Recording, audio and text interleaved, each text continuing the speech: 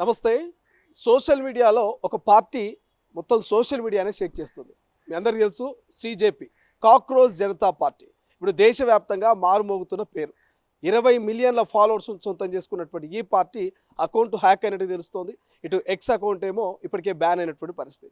Right now అసలు ఈ cockroach Janata party ముఖ్య ఉద్దేశం ఏంటి, దీని భవిష్యత్తు ఏంటి, అసలు ప్రజలు దీని గురించి ఏమనుకుంటున్నారు? రైట్ నౌ దీని గురించి డిస్కస్ చేద్దాం. కాంగ్రెస్ పార్టీ సీనియర్ నేత, రాష్ట్ర గ్రంథాలయ చైర్మన్ డాక్టర్ రియాజ్ గారు ప్రస్తుతం మనతో పాటు ఉన్నారు. సార్, యూత్ అంతా ఈ కాక్రోచ్ జనతా పార్టీకి కనెక్ట్ అయ్యారు. దాదాపు 5 నుంచి 6 రోజుల్లోనే 20 మిలియన్ల ఫాలోవర్స్ వచ్చారు. సో ఇదంతా కూడా బంగ్లాదేశ్, పాకిస్తాన్, ఇతర దేశాల నుంచి వచ్చారు. ఇదంతా ఒక కుట్ర అనేది భారతీయ జనతా పార్టీ ప్రధానంగా చెప్తున్నటువంటి అంశం. సో దీని మీద మీ స్టేట్మెంట్ ఏంటి? శ్రీశైలం గారు, సీలీ అనే పొలిటికల్ ఫిలాసఫర్ ఏమంటాడంటే, democracy is a form of government, everybody has a share. అందరికీ భాగస్వామ్యం ఉన్న ప్రభుత్వ రూపమే ప్రజాస్వామ్యం అంటాడు. ఏ ప్రజలైతే, ఏ సమూహాలైతే, ఏ సమాజాలైతే, ఏ తరాలైతే మాకు ప్రాతినిధ్యం లేదని భావిస్తారో వారు ప్రజాస్వామ్యంలో తమ భాగాన్ని పంచుకునేందుకు బయటకు వస్తారు. ఈరోజు భారతదేశ యువత నిరుద్యోగంతో ఇబ్బంది పడుతూ ఉన్నది. భారతదేశం యువత ఆదర్శాలకు సంబంధించిన జీవితానికి దూరం అయిపోతూ ఉన్నారు. భారతదేశంలో యువతకు దినదినము గండంగా మారిపోయింది. భారతదేశంలో యువతకి భారతదేశ అభివృద్ధిలో భాగస్వామ్యం లేదు. అందుకోసం కొన్ని విలువలతో కూడుకున్న వ్యవస్థ రావాలని భారతీయులుగా యువతగా కోరుకుంటూ ఉన్నారు. ఆ సందర్భంలో పాత విలువలు, పాత అంశాలు వాళ్ళని ప్రధానంగా వాళ్ళ జీవితాన్ని చిత్రవద చేసినప్పుడు, ప్రధానంగా కేంద్ర ప్రభుత్వ విధానాలు, రైల్వే రిక్రూట్మెంట్కి సంబంధించిన నోటిఫికేషన్ లేదు, బ్యాంకు నోటిఫికేషన్ లేదు, ఆర్మీ నోటిఫికేషన్లు ఈరోజు అగ్నివీ రూపంలో వస్తూ ఉన్నాయి. యువత ఏం చేయాలో అర్థం కాని పరిస్థితులలో ఈరోజు ఒక స్టేట్మెంట్ వచ్చింది. ఆ యువతను ఓదార్చాల్సిన బాధ్యత ఉన్న పెద్ద ఆయన, అది సీజే నాయకత్వంలో ఉండే సూర్యకాంత్ గారు, ఆ యూత్ని బొద్దింకలతో పోల్చే ప్రయత్నం చేశాడు. అది దుర్మార్గం.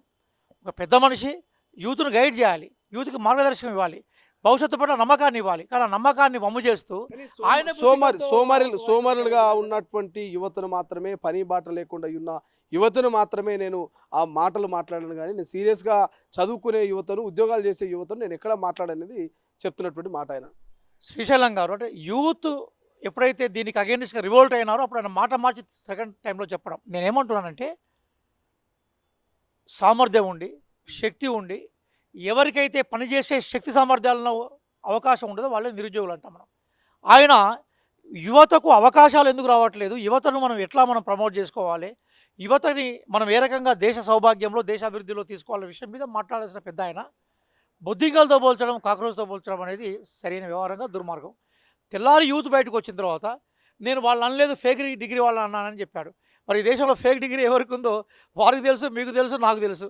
డిగ్రీ కాలేజీకి పోకుండా డిగ్రీ సర్టిఫికేట్ ఇవ్వడం, ఛాయ్ అమ్మకుండా ఛాయ్ తీసుకొచ్చే ప్రయత్నం చేయడం, మాట్లాడే శక్తి లేకుండా కూడా టెలిప్రాంప్టర్ ద్వారా మాట్లాడే శక్తి తీసుకొని జనాల ముందు అడ్రస్ చేయడం ఎవరికి ఉందో వాళ్ళకి తెలుసు, మనకు తెలుసు. నేను ఆ విషయం చర్చకు పోవట్లేదు. వాళ్ళు ఒక 5 విషయాల మీద స్పష్టంగా ప్రకటించారు. ఒకటేమన్నారు వాళ్ళు, న్యాయ వ్యవస్థ ఆదర్శంగా ఉండాలని కోరుకున్నారు. ఇక్కడ న్యాయమూర్తులు రిటైర్ అయిన తర్వాత మళ్ళీ రాజ్యసభ లాంటి చోట్లోకి పోదని కోరుకున్నారు. అది న్యాయమైన డిమాండా కాదా మనం డిస్కస్ చేద్దాం, మనం ప్రజల డిస్కషన్ వల్ల పెడదాం. ఈ దేశంలో ఆకాశంలో సగం మీరు సగం మేము, అనంతకోటి నక్షత్రాల్లో సగం మీరు సగం మేము అనే మహిళలు వాళ్ళకి ప్రాతినిధ్యం ఉండాలా లేదా మనం డిస్కషన్ పెడదాం. ఆ డిమాండే వాళ్ళు పెట్టుకున్నారు కదా. మూడో డిమాండ్ ఏమన్నారు, ఓటు వేసే అవకాశం ఇవన్నీ కూడా ఓటును ఇన్కార్ చేయడం, అంటే ఓటును తిరస్కరించడం దుర్మార్గం అన్నారు. న్యాయమైందా కాదా?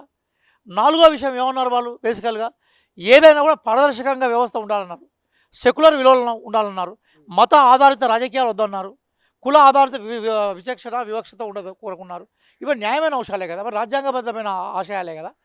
వాటిని కోరుకునే వాళ్ళను లేజీలుగా, సోమరిపోతులుగా తీర్చిదిద్దిన మాట్లాడుతున్న మాటలు ఎవరికి ఉన్నాయి?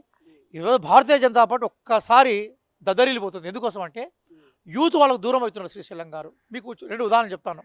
రాఘవ్ చద్దా ఉన్నాడు, బీజేపీకి అగెనిస్ట్గా, ఈరోజు ప్రభుత్వానికి అగెనిస్ట్గా మాట్లాడినప్పుడు ఎన్ని మిలియన్ల సబ్స్క్రైబర్స్ ఆయనకు ఉండేది, ఎంత ఫాలోయింగ్ ఉండేది మీరు చూసారు, నేను చూసాను. ఒకసారి రాఘవ్ చద్దా ఆప్ను వదిలిపెట్టి, లేదా తన ఆదర్శాలను వదిలిపెట్టి, తన విమర్శలకు దూరంగా మళ్ళీ బీజేపీలోకి పోయాడు. సడన్గా యూత్ డిక్లైన్ అయిందా లేదా మనం చూద్దాం. మనం ధృవరాతకు సంబంధించిన ఇష్యూస్ చూద్దాం. మనం ధృవరాత అయితే ఏ రాజకీయ పార్టీకి సంబంధించిన వ్యక్తి అయితే కాదు కదా.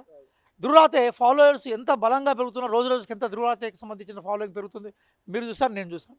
మూడో విషయంలో కూడా ఈరోజు అభిజిత్ దాబ్కే ఒక స్టేట్మెంట్ ఇచ్చాడు. ఇవ్వగానే కొన్ని గంటల్లోనే లక్షల మంది చేరాలి, కోట్ల సంఖ్యకు పోయింది. బహుశా ఏ రాజకీయ పార్టీ ప్రపంచంలో ఏ సమూహానికి కూడా అంతమంది ఫాలో కాలేదు, జైన్ అన్నారు.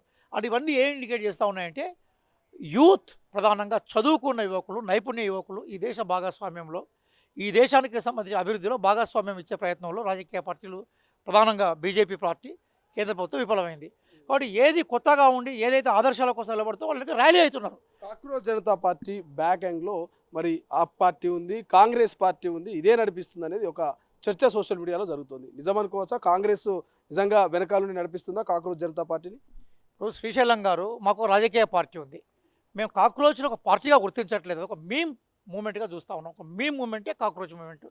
అది ప్రధానంగా సోషల్ మీడియాలో ఎవరైతే ఎక్కువగా ఫాలో చేస్తుంటారో వాళ్ళు అటాక్ చేసే స్లోగన్స్తో ముందుకు వచ్చింది.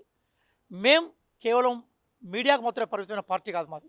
ఈరోజు నీట్ ఎగ్జామ్ లీక్ అయింది, మా దగ్గర ఎన్ఎస్యుఐ కార్యకర్తలు కానీ, యూత్ కాంగ్రెస్ కార్యకర్తలు కానీ, మేము పార్టీగా మేము కానీ జనంలోకి ఆందోళన కోసం మా ఈపులు పగిలిన, షర్ట్లు చిరిగిపోయినాయి, పాయింట్లు పగిలిపోయినాయి. మా జనంలో నీట్ మీద ఏం జరిగిందో మనం చేసే ప్రయత్నం చేస్తూ ఉన్నాం.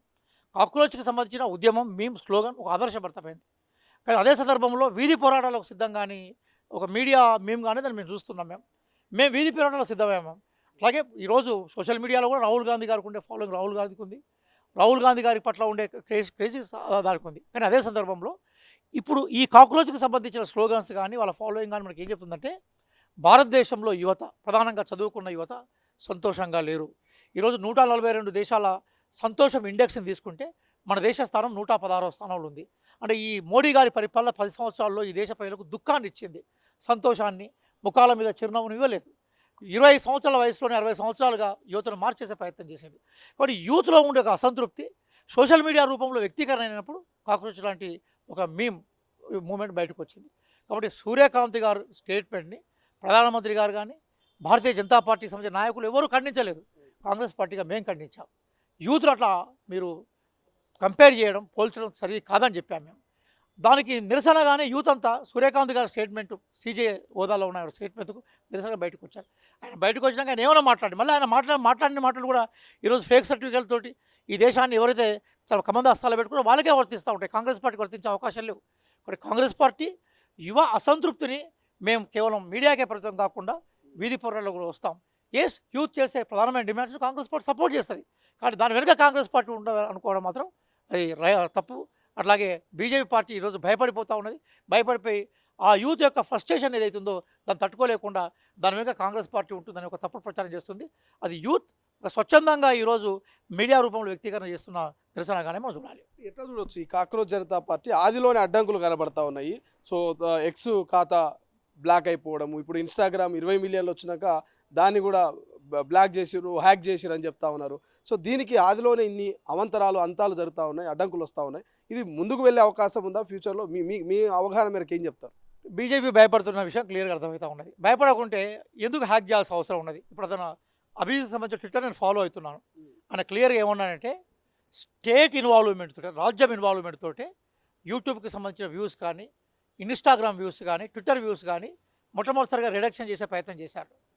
ఆయనయే కాదు, ప్రతిపక్షాలకు సంబంధించిన ఏ వ్యూస్ అయినా కూడా రిడ్యూస్ చేసే ప్రయత్నం చేశారు.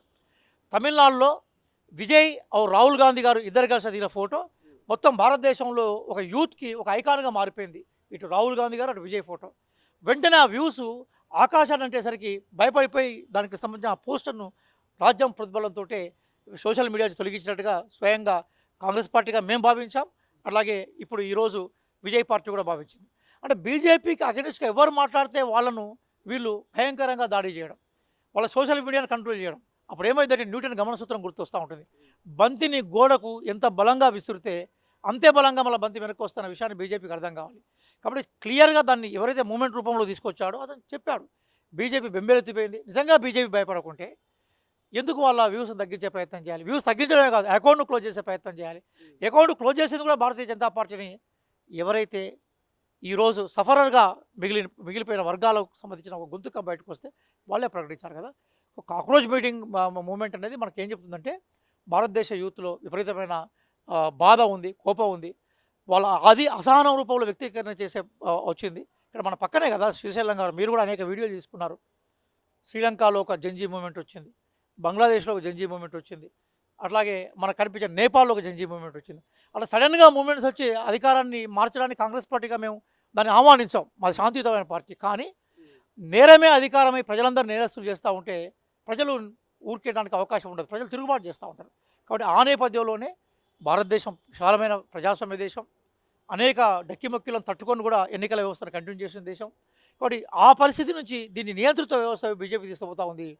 రేపు బీజేపీ కనుక ప్రశ్నించే ప్రతి ఒక్కరిని అర్బన్ నక్సలైట్ అని, ప్రశ్నించే ప్రతి ఒక్కరికి విదేశాలతోటి లింక్ ఉందని ఎంటగడుతూ, ప్రశ్నించే ప్రతి ఒక్కరిని కమ్మిగాడని, ప్రశ్నించే ప్రతి ఒక్కరిని కూడా భారతదేశ వ్యతిరేకని, ప్రశ్నించే ప్రతి ఒక్కరిని కూడా దేశ ద్రోహి అని చెప్పి ప్రకటిస్తే భారతదేశం మొత్తం ఏకమవుతుంది, నియంతృత్వానికి వ్యతిరేకంగా గలవిపుతుంది. ఈరోజు ఈ మూమెంట్ ఏదైతుందో ఇది ఒక రకంగా సోషల్ మీడియాలో జెన్జీ మూమెంట్గానే చూడాలి.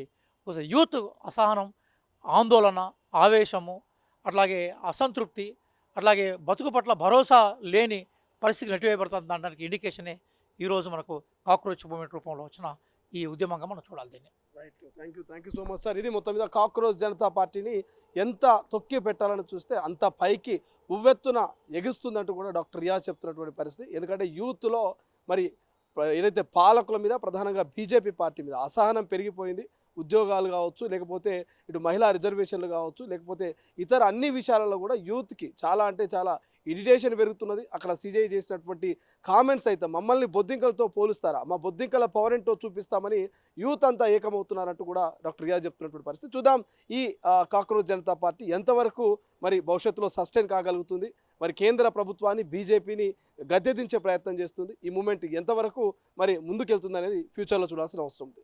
కెమెరా పర్సన్ అజయ్తో శ్రీశైలం, తొలి వెలుగు, హైదరాబాద్, గాంధీ భవన్.